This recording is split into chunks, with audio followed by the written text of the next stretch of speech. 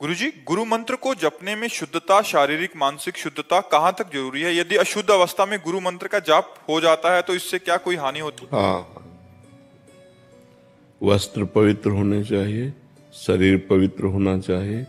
मुख में आचमन करने के बाद ही गुरु मंत्र जपा जाए। 3 बार आचमन करे पवित्र जल लेकर। केशवाय नमः, नारायणाय नमः, माधवाय नमः, हाथ धोले गोविंदाय नमः, फिर माला में हाथ डाल को पवित्र अवस्था में, या बिना माला के जैसे जब करना है तो हमारा वस्त्र पवित्र हो, हमारी पादुका बाथरूम वाली न हो जिसमें हम लघुशंका शौच न गए हो, फिर आप यात्रा करते समय भी जप सकते हैं। लेकिन नाम जो है उसमें अपवित्र पवित्रो वा सर्वावस्थांगतो पिवाह, उसमें अपवित्र हो या पवित्र हो उसमें कोई बात नहीं है। लेकिन मंत्र में, गुरु मंत्र में पवित्र अवस्था की अत्यंत अनिवार्य आवश्यकता है।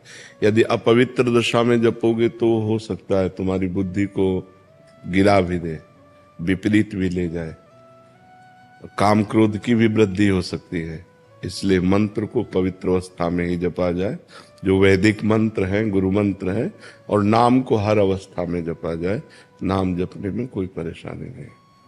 महाराज जी, जैसे गुरु मंत्र शुद्ध अवस्था में है, घर में कोई आता है उसके चरण छूना पड़ते हैं, तो अगर वो अशुद्ध अवस्था में छू लेंगे उसको, हमारा स्पर्श उसको, हाँ, तो फिर हम जाकर के पंचपात्र से गंगा जल या यमुना जल रखा जाता है। पवित्र पवित्रो वा सर्वावस्थांगतो पिया यह स्मृत पुंडरीकाक्षम सवाभ्यांतरा शुचि, अपना छिड़क लिया फिर चल गया, फिर जा सकते हैं। ऐसे जैसे माँ है और उसका छोटा बच्चा है और वो बार बार शौच करता है, उसको शौच को फेंकना है और वो बार बार नहाएगी थोड़ी, बार बार कपड़ा थोड़ी धोएगी। हाथ धोया और जल छिड़क लिया, अपने भजन में लग गए। महाराज जी, एक दो प्रश्न इसमें और आते हैं। महाराज जी, जैसे मंत्र का अभ्यास कर रहे हैं तो क्या वो एकदम बाथरूम में गए, यद्यपि नाम चलना चाहिए, एक दो बार ऐसे निकल गया तो उसमें कोई अपराध नहीं, उसमें कोई अपराध नहीं। अभ्यास वसात जो हो रहा है वो बात अलग है, जानबूझकर हम नहीं फिर से याद आया तो फिर नाम। हाँ बिल्कुल, उसमें कोई अपराध नहीं। हाँ, महाराज जी, एक और था, जैसे किसी की सेवा में संलग्न है, मतलब जैसे कोई वृद्ध की सेवा कर रहे हैं, उस समय आप मंत्र जप सकते हैं। आप वृद्ध की सेवा कर रहे हैं, आप अंदर से मंत्र जप सकते हैं, उसमें कोई, आप अपने शरीर की पवित्रता है। अब जैसे नर्स है, अब हर समय मरीज की सेवा में है या डॉक्टर है, तो उसको अपना मंत्र जपना है। और खास बात ये पवित्रता अपवित्रता देह भाव से है। जब तक देहाभिमान है तब तक नहीं। अवधूत जब हो जाता है वही संत समझना, वही संत जब ऊंची स्थिति हो तो सोच किए पड़े हो, भगवदाकार वृत्ति है। जब आगे बढ़ जाया जाता है ना, फिर इसकी कोई परवाह नहीं रहती। पर आगे बढ़ने के लिए इसकी आवश्यकता है, इसलिए इसको मानना चाहिए। और जब हम आगे बढ़ जाएंगे फिर इसका कोई महत्व नहीं रहता। जब शरीर ही हम नहीं हैं तो फिर इसका क्या महत्व रह जाता है। पर अभी शरीर हम हैं, इस बंधन से छूटने के लिए हमें शरीर की पवित्रता आवश्यकता है। मुकुंद जी, सूरत जी, महाराज जी कृपया मार्गदर्शन करें कि ऐसी स्थिति में व्यवहारिक जीवन जीते हुए आध्यात्मिक साधना को तो क्या होता है, जैसे हम पोछा लगा देना और दरवाजे खिड़की खुला रखे तो कुछ ही देर में फिर गंदगी आ जाएगी। सत्संग पोछा है, साधु संग जैसे कि तो सुमिरन नाम पवित्र अति दरस परस अघनाश, दर्शन मात्र से, वाणी के श्रवण मात्र से हमारा हृदय पवित्र होता है। हमें ऊर्जा प्राप्त होती है आध्यात्मिक, हमें परमाणु प्राप्त होते हैं भागवतिक। और जब हम माया क्षेत्र में जाते हैं तो हमारे परमाणु युद्ध करते हैं, वहाँ अधिक परमाणु माया के हैं और हम अपने परमाणुओं को सजो ना पाए तो परास्त हो जाते हैं।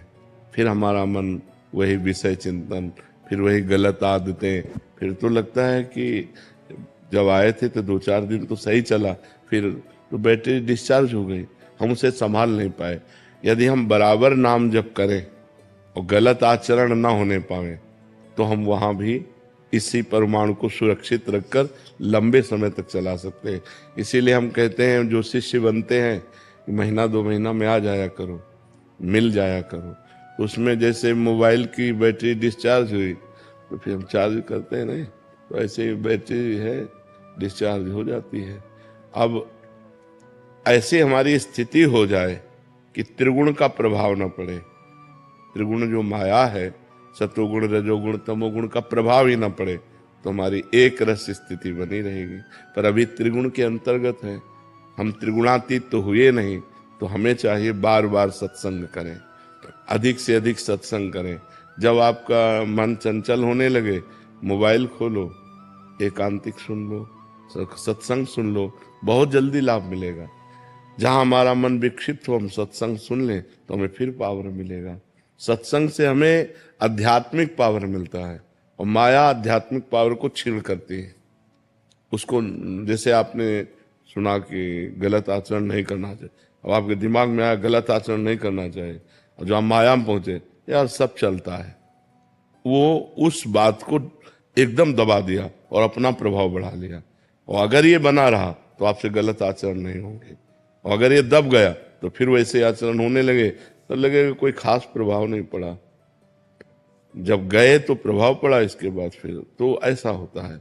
हम बार बार नाम जप करें, बार बार सत्संग सुने, गंदे आचरणों से बचे, गंदे व्यक्तियों के संग से बचे, तो हमारा अधिक से अधिक समय भजन में चला जाएगा, अध्यात्म में चला जाएगा। और नहीं तो यहां से हटते ही हवा बदल जाएगी।